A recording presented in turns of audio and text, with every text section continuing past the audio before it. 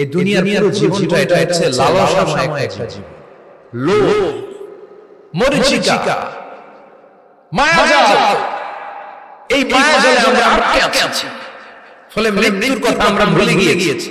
পাগলের মতো ছুটছি, আরো টাকা লাগবে, আরো খ্যাতি লাগবে, আরো যশ লাগবে, আরো দাপট লাগবে আমার। এত টাকা দিয়ে কি হবে? এত সম্পদ দিয়ে কি হবে? এত ব্যস্ততা দিয়ে কি হবে তোমার? স্টপ! অনেক হয়েছে। Come on. Take a rest. Take a breath. And think about death. Think that you have to go back to your Lord. একটু বসেন, একটু ভাবেন যে আমাকে চলে যেতে হবে। চলে যেতে হবে, এই কোলাহল, এই ব্যস্ততা, এগুলো থাকবো না আমি। সাইয়েদনা ওমর ফারুক বলেছেন, মুতু ক্বাবলা আন তামুতু, মরার আগে একবার মরো। হাসিবু ক্বাবলা আন তুহাসাবু আলাইকুম, তোমার হিসাব নেওয়ার আগে তুমি একবার নিজের হিসাবটা করো না। কাগজ বের করে লিখো না কি ভালো কাজ করছিলা, যেগুলো দিয়ে নাজাতের ওসিলা হতে পারে। 1 2 3 আর কি আকার কাম করছো দেখো না, লিখে দেখো তোমার অবস্থাটা কি। মরার আগে একবার মরো। মরার আগে খাটের মধ্যে শুয়ে শটান করে চোখ বন্ধ করে একবার মরার ভান করে দেখেন কেমন লাগে।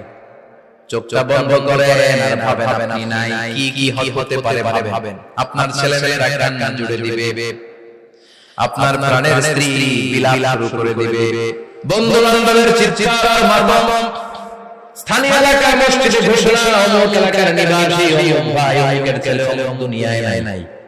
সব আত্মীয়রা চলে আসবে, ফেসবুকে স্ট্যাটাস দেয়া হবে, সবাইকে জানাবে বিকাল 4টায় অমুক হাই স্কুল ময়দানে আপনার জানাজা। ছুটে আসবে সবাই, আপনাকে শেষ বিদায় দিতে, গুড বাই জানানোর জন্য, আল ওয়াদা, বিদায় জানাতে আসবে সবাই। 4 তাকবীর দিয়ে আপনার জানাজা হবে, অশ্রুসিক্ত জানাজা আপনার বিদায় হবে। কাঠের খাটিয়ার মধ্যে করে কাঁধে তুলে আপনার কবরে নেওয়া হবে। আগে থেকে করে রাখা কবরটার মধ্যে আপনার বিছিয়ে দেওয়া হবে।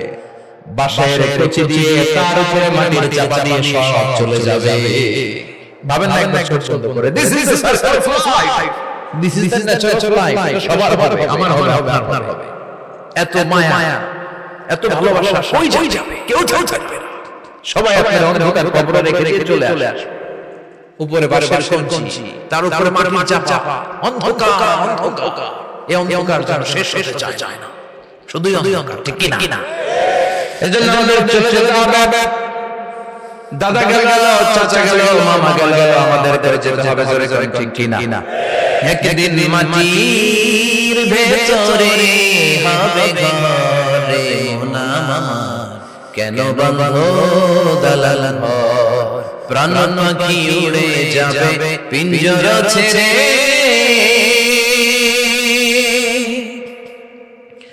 ধরা যাবে স্বামীর রবে তুমি যাবে চলে, বন্ধু বান্ধব যত, মাতা পিতা যারা সুত, সবই হবে তোমার পরে মোনা মামার, কেন বাঁধো দালাল ঘর, একদিন মাটির ভেতরে হবে ঘরে মোনা মামার, কেন বাঁধো দালাল ঘর, ঠিক কি না? সব করে থাকবে, চলে যেতে হবে আমাকে।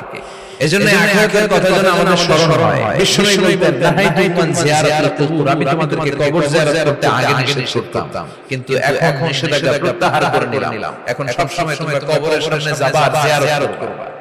কবরস্থানে যান তো? বরের কৃষ্ণপুরের এই গ্রামের কবরস্থান আছে কোন দিকে? পূর্ব দিকে আছে, গোখরার দিকে। জানো আপনারা? একটু যাবেন, একটু গেলে আখিরাতের কথাটা স্মরণ হবে। ওখানে ছোট শিশুরা শুয়ে আছে, কিশোর যুবকরা আছে, আপনার মতো তাগড়া যুবক, মুরব্বিরা আছে। এরা এই এলাকায় তো, এরা আকাশ থেকে নেমে আসে না, এই এলাকার সন্তান আজ নাই। একটা সার্টেন পিরিয়ড শেষে আপনিও থাকবেন না। This is the Nature of life, this is the circle of life. ছোট শিশু হয়ে এসেছিলেন, শৈশব, কৈশোর, যৌবন, প্রৌঢ়ত্ব।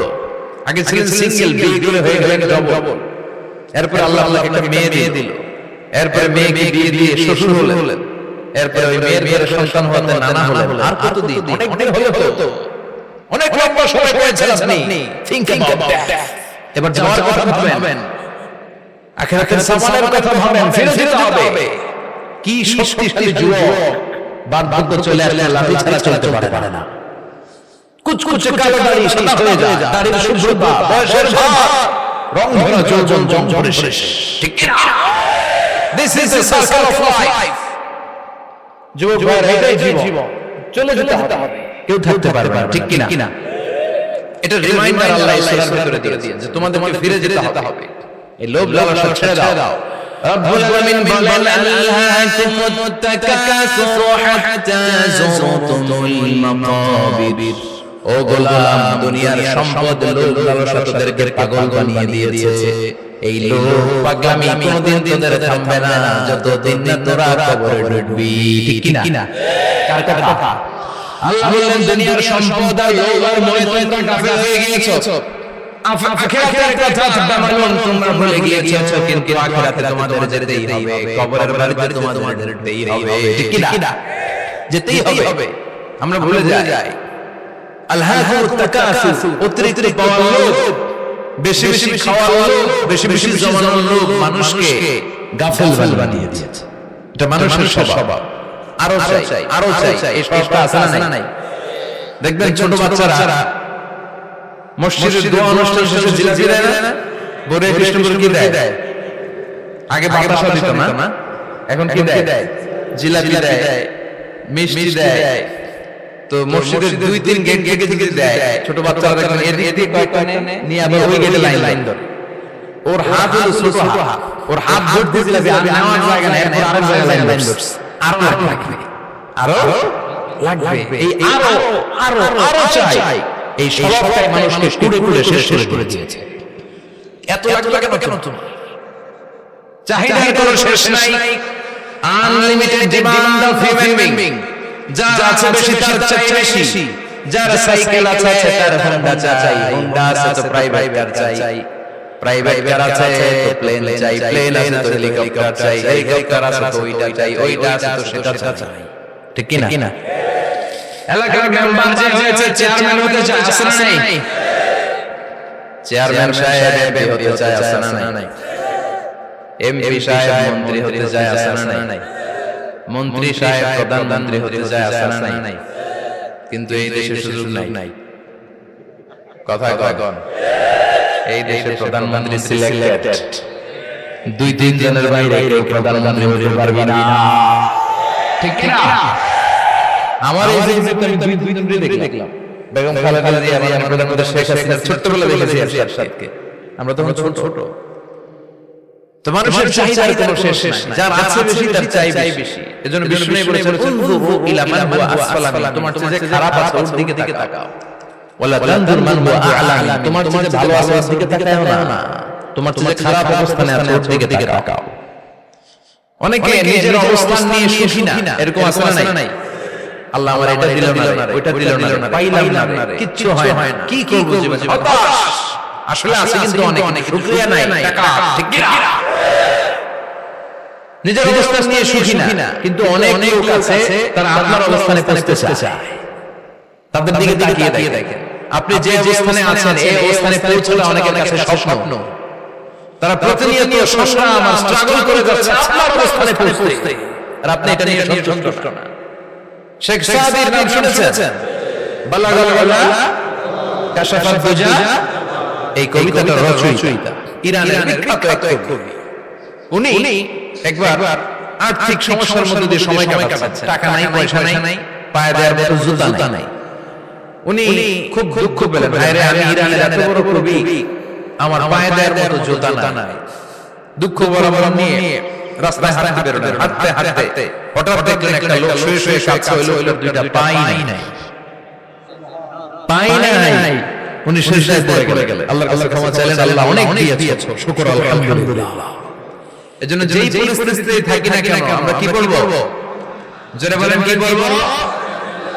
এজন্য কানাতুল মিনাল ইসলাম, অল্প তুষ্ট থাকার কারণে বলে ইসলাম। সম্পদ লাগবে কিন্তু সম্পদের তাহাল লাগবে না। ঠিক না?